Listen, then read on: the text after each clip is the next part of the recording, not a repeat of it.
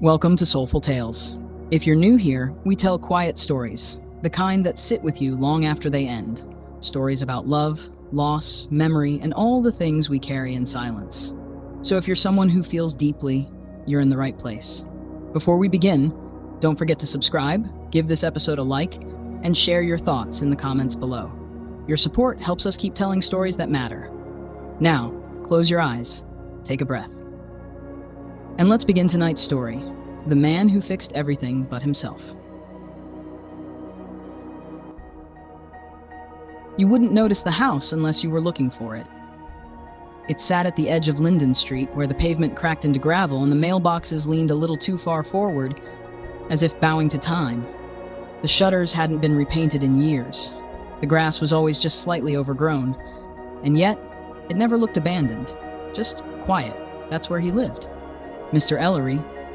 People just called him the Fixer. No one ever asked his first name, not because they were rude, but because he didn't seem to need one.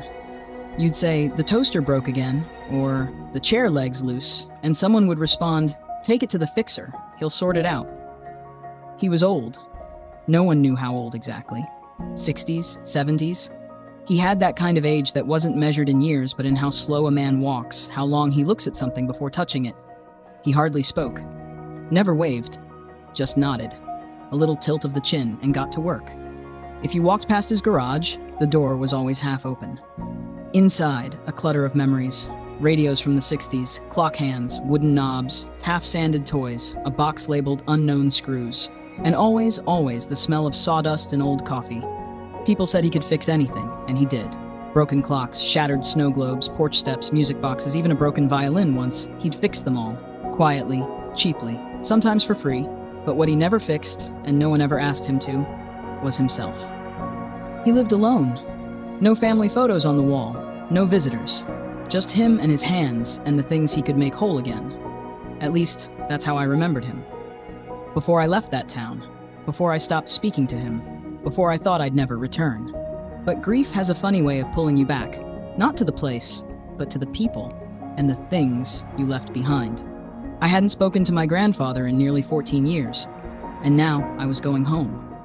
To bury the man who had fixed everything, except the distance between us.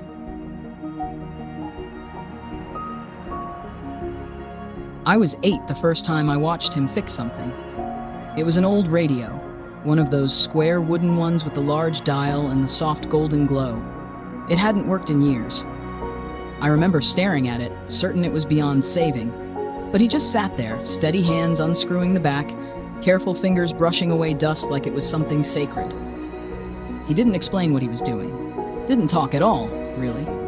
But I remember how quiet the room was. Not silent, just patient. As if even the air knew to wait. When the music finally crackled through the old speaker, it sounded like magic. A soft jazz tune, grainy and warm. He just nodded, like it was no big deal, and moved on to the next thing.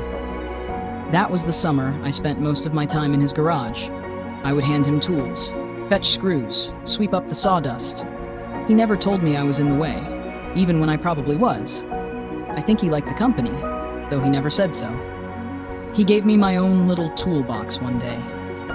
Red, metal, heavy. It had a sticker on it that read, "Things Worth Fixing." I thought it was the coolest thing in the world.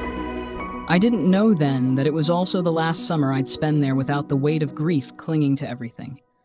But in that moment, in the golden light of late afternoons and the soft hum of an old radio, I believed that broken things could always be made whole again. And I believed that my grandfather could fix anything. It happened on a Tuesday. I remember that because Tuesdays were the day my mom worked late, and Grandpa would pick me up from school. Except that day, he didn't show up. I waited. For hours. My little red backpack growing heavier by the minute. When the school finally called home, there was no answer. It wasn't until dusk that a neighbor picked me up and drove me home. The house was dark, too quiet. My mother had collapsed in the kitchen. A stroke, they said. The kind that steals before you even know it's taken something. She was gone before the ambulance even arrived. I was 9. And just like that, my world broke open. My grandfather never cried. Not at the funeral, Not in the days after. Not when I screamed at him for not picking me up, for not being there, for not saving her. He just stood there, arms by his side, eyes distant, like he was watching a fire from far away, unable to feel the heat. He didn't hug me. Didn't say it would be okay. Instead, the next morning, he made breakfast. Toast. No butter. Just like she used to make. That was his way of grieving, I suppose. Doing something. Fixing something. Anything. But I didn't want breakfast. I wanted my mother back. I wanted someone to cry with me, to scream with me, to tell me it wasn't fair. But he just handed me a plate and said, "Eat. You'll need your strength." I hated him for that, for the silence, for the way he kept moving like nothing had happened, for never saying her name again. And in that silence, something between us cracked.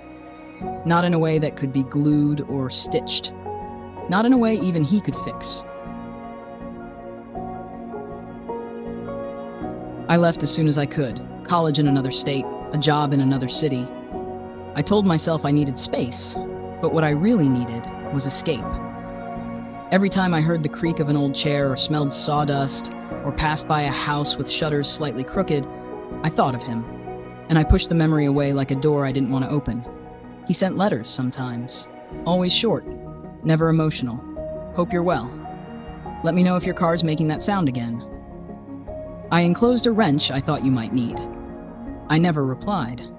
I told myself he didn't deserve it, that his silence after my mother died was unforgivable, that fixing things wasn't the same as feeling things. But deep down, a part of me wondered if I'd been wrong, if maybe that was the only way he knew how to love. Still, years passed, then more, and eventually the letters stopped, until one day a call came from a neighbor. "Your grandfather passed yesterday," she said gently. "I'm sorry." And just like that, the silence between us became permanent. I booked a flight the same night, not because I had to, not because I wanted to, but because some part of me, the part that still carried that little red toolbox in my memory, needed to say goodbye, even if it was 14 years too late. The house looked smaller than I remembered, dustier, the paint more chipped, the porch steps sagged like tired shoulders. And yet, it still smelled the same, like pine shavings and machine oil, like childhood and silence.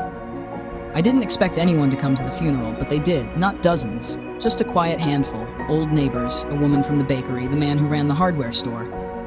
They all had the same soft look in their eyes, like they knew something I didn't. After the service, one of them, Mrs. Lane, I think, took my hand. "He once fixed my music box," she said. "It belonged to my mother. I thought it was broken forever. He brought it back to life. He didn't charge me." Another man stepped forward. "He rebuilt our porch after the storm. Wouldn't take a dime. Just said, 'Glad it's standing again.'" Stories poured out, one after another. He fixed broken fences, leaky sinks, broken hearts. One woman said he sat with her son for hours after the boy's dog died, not speaking, just fixing a toy airplane beside him until the child stopped crying.